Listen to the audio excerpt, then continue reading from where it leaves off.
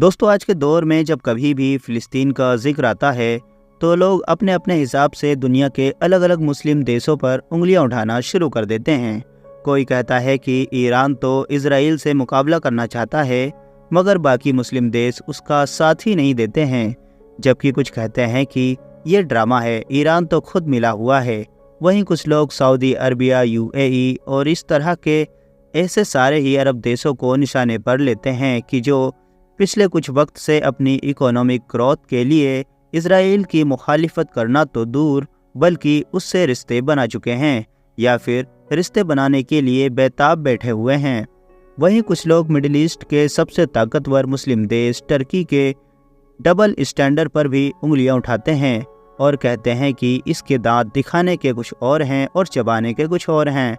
मगर दोस्तों, आज के दौर में फ़िलिस्तीन और बाकी मुस्लिम देशों का पूरा मामला ऊपर से हम लोगों को जैसा नज़र आता है, ऐसा बिल्कुल भी नहीं है। अगर आप लोग फ़िलिस्तीन के पिछले 60 से 70 साल के इतिहास पर नज़र डालेंगे तो यकीनी तौर पर आप लोगों का दिमाग पूरी तरीके से घूम जाएगा। आप लोगों का मुंह हैरानी से खुला का खुला रह जाएगा, क्योंकि इस बड़ी मुस्लिम दुनिया में फ़िलिस्तीन का कोई एक गद्दार नहीं है, बल्कि इस हम्मा में तो सारे के सारे ही नंगे बैठे हैं। कहानी की शुरुआत करते हैं 19वीं सदी के आखिरी और 20वीं सदी के उस दौर से कि जब यूरोप के इलाके में ऑलरेडी ज़ायोनिस्ट विचारधारा के साथ अब यहूदियों की एक लॉबी ने बड़ी तेज़ी के साथ फ़िलिस्तीन के इलाके में अपनी स्टेट बनाने का मंसूबा शुरू कर दिया था। उस दौर में यह पूरा इलाका सल्तनत उस्मानिया यानी तुर्की के अंडर में आया करता था। जहां एक तरफ सल्तनत उस्मानिया कमज़ोर हो रही थी तो वहीं दूसरी तरफ ब्रिटिश एम्पायर का इन्फ्लुएंस इस इलाके में बढ़ता जा रहा था। लेकिन इस बात में कोई शक नहीं है कि उस्मानी तुर्कों ने जितनी ज़्यादा कोशिश अपनी सल्तनत के इस खास इलाके को बचाने के लिए यानी कि फ़िलिस्तीन को बचाने के लिए, इतनी ज़्यादा कोशिश उन्होंने किसी दूसरे इलाके को बचाने के लिए नहीं की थी। ख़ास तौर से इस सल्तनत के जो आखिरी असरदार और ताकतवर सुल्तान थे यानी सुल्तान अब्दुल हमीद सानी, उनको तो हर तरह से प्रेशराइज करने की कोशिश की गई। कभी उनको धमकाया गया तो कभी बड़े बड़े लालच दिए गए, मगर किसी भी हालत में वो फ़िलिस्तीनी ज़मीन का सौदा करने के लिए तैयार ही नहीं हुए। लेकिन आखिरकार फर्स्ट वर्ल्ड वॉर के साथ जब तुर्कों की ये सल्तनत ख़त्म हुई तो फ़िलिस्तीन का इलाका भी ऑटोमेटिक ब्रिटिश एम्पायर के अंडर में चला गया और इस तरह से अब यूरोप के इलाकों से स्पीड के साथ यहूदियों को बुलाकर यहाँ पर आबाद करना शुरू कर दिया गया।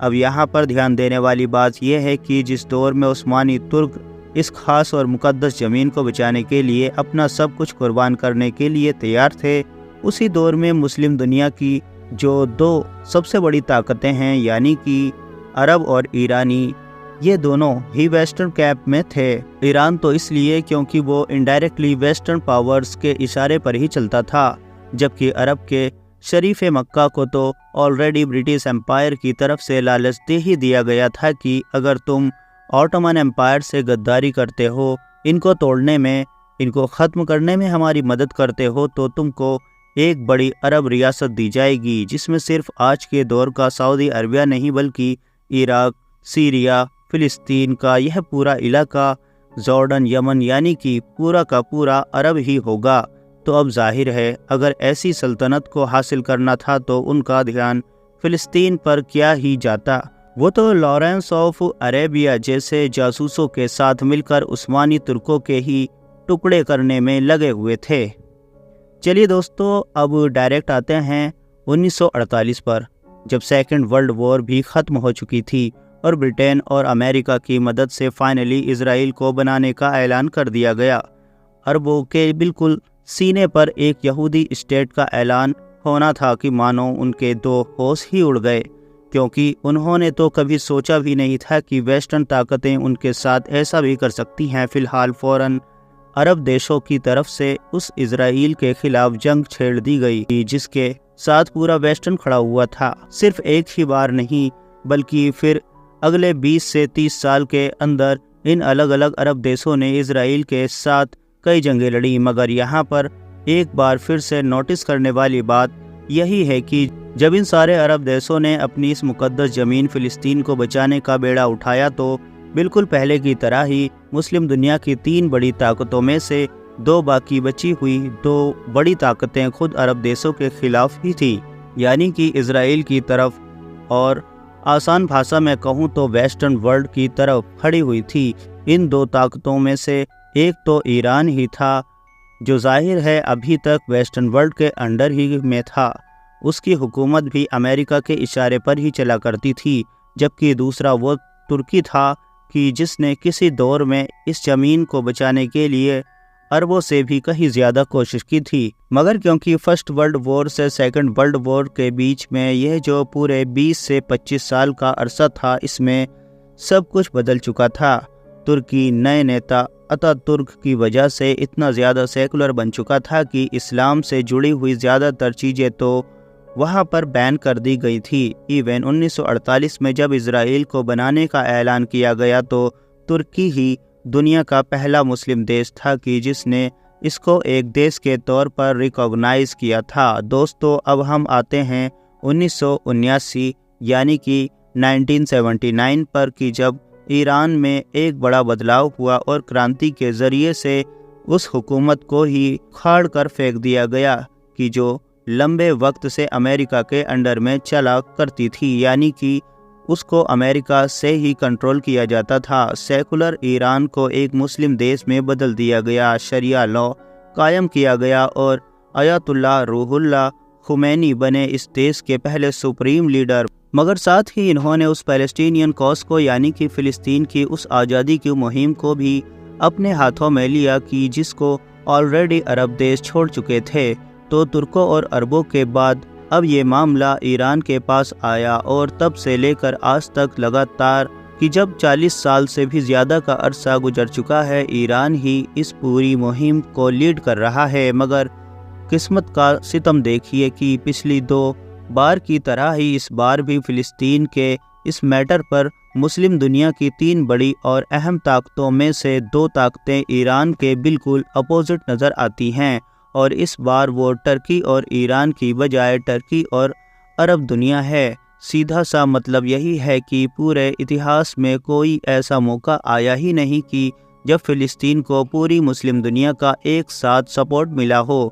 ایک طاقت نے سپورٹ کیا تو پھر دوسرے نے چھوڑ دیا، اور دوسرے نے کیا تو تیسرے نے چھوڑ دیا۔ ویسے دوستو، یہاں پر میں آپ لوگوں کو یہ بھی بتاتا چلوں کہ ترکی اور باقی عرب دنیا کی طرح ایران نے ابھی تک فلسطین کے لیے کوئی ڈائریکٹ جنگ تو نہیں لڑی ہے، لیکن ہاں، ایران نے فلسطینی لوگوں پر ایک احسان ضرور کیا ہے کہ جس کا کوئی جواب نہیں ہے، اور وہ احسان یہ ہے کہ فلسطین کی آزادی کی مہم کو ایک ورلڈ وائڈ پہچان دینا۔ دراصل جس دور میں عرب لوگ فلسطین کے لیے لڑ رہے تھے، اس دور میں یہ صرف اور صرف ایک لوکل علاقے کا میٹر مانا جاتا تھا۔ یہ کہہ سکتے ہیں کہ اس کو عربوں کی لڑائی بھی کہا جاتا تھا، لیکن جب سے ایران نے اس میٹر کو اپنے ہاتھ میں لیا تو ظاہر ہے اس سے سوال تو کیا گیا کہ بھائی یہ تو عربوں کا میٹر ہے، تم اس میں کیوں پڑ رہے ہو؟ تو اس کا یہی جواب تھا کہ یہ عربوں کا میٹر نہیں بلکہ یہ تو مسلمانوں کا میٹر ہے، پوری دنیا کے مسلمانوں کا میٹر ہے،